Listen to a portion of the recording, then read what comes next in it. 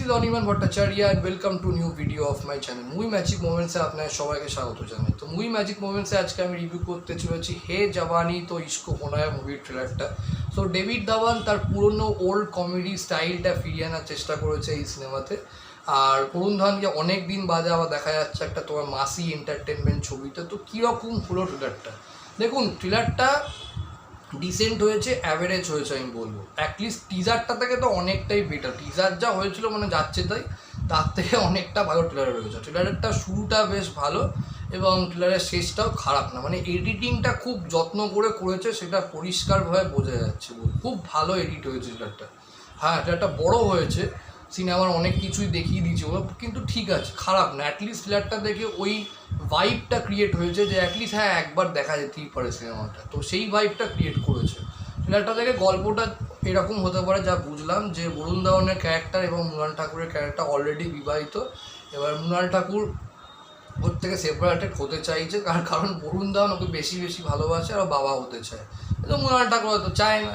এইবার তখন জাজ একটা কিছু হয়তো আইন বলবে যে হুটাট করে এরকম হয় না, তোমরা হয়তো সেপারেট থাকো, দেন দেখো তোমাদের হয়তো মত বদলায় নাকি।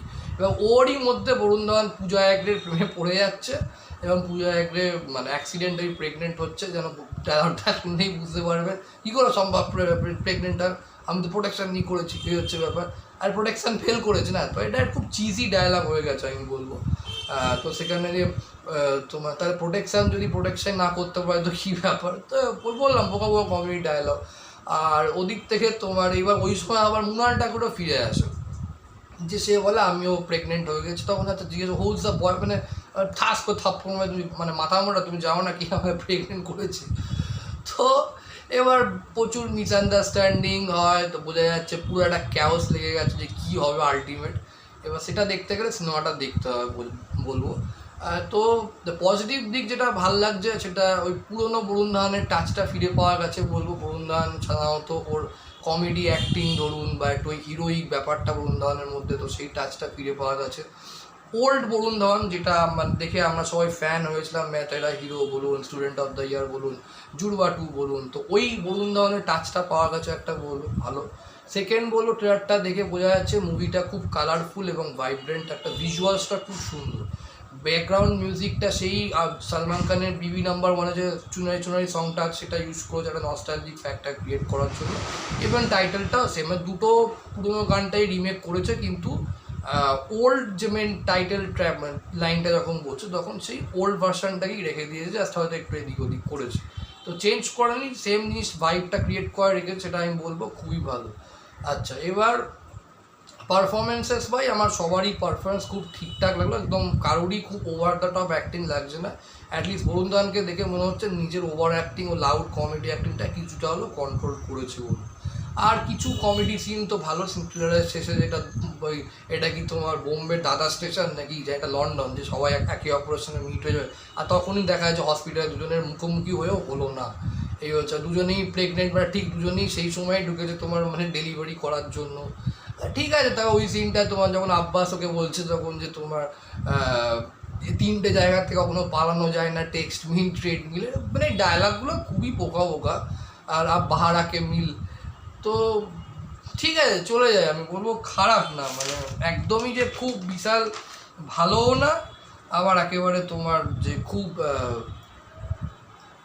যে তোমার খাজাও না যাকে বলে, এই হচ্ছে ব্যাপার। তো খুবই ডিসেন্ট একটা ট্রেলার হয়েছে, অ্যাভারেজ হয়েছে, বাট কিছু পজিটিভ দিক যেটা বললাম আছে। আর নেগেটিভ বলতে গেলে এর যে গল্পটা খুবই প্রেডিক্টেবল লাগছে, ভীষণই সিনগুলো দেখেই বোঝা যাচ্ছে অ্যাকচুয়াল কী হতে পারে বোঝা যাচ্ছে বলবো।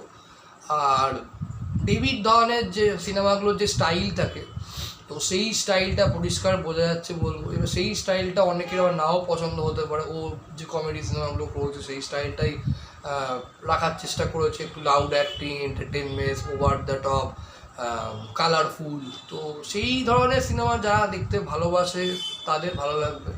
এখন যদি এটা থেকে আপনি এক্সপেক্ট করেন প্রিয় দর্শনের মতন সিনেমা হবে কমেডি মুভি, তাহলে ডিসঅ্যাপয়েন্টেড হবেন। কিন্তু যদি এমনি এরকম ধরনের একটা মোটামুটি কালারফুল, একটু loud acting, over the top entertaining, বেশ পপকর্ন খেতে খেতে এনজয় করতে করতে মুভি দেখবেন, কোনো লজিক টজিক নেই, হলে বেরো মারতে মারতে সব বেরিয়ে যাবে, তাহলে আমি বলবো দেখতে পারেন, খারাপ লাগবে না, এই হচ্ছে মানে at least one time watch movie, এই হচ্ছে ব্যাপার, খারাপ না, চলে যায়। গান টানগুলো তো ভালো, গান যে কটা আমি তো শুনেছি মোটামুটি গানগুলো খারাপ হয়নি, ভালোই বলবো। স্পেশালি বিয়া কার দেওয়ার যে গানটা খুবই মজাদার, আর ওই আর একটা রোম্যান্টিক ট্র্যাক আছে, এটা বলবো তোমার ওই বরুণ ধাওয়ান আর পূজা হেগড়ে, ওই গানটা খারাপ না বলবো। আর ওটা তো ডান্সিংটা ওটা সিনেমায় থাকবে না, সিনেমার এন্ডিংয়ে থাকবে, ঠিক আছে। ওভারঅল আমার ডিসেন্ট লেগেছিল, একটা খারাপ না, দেখা যাক এখন কী হয়। তো এই ছিল হচ্ছে হে জাওয়ানি তো ইশকে নয় ট্রেলার।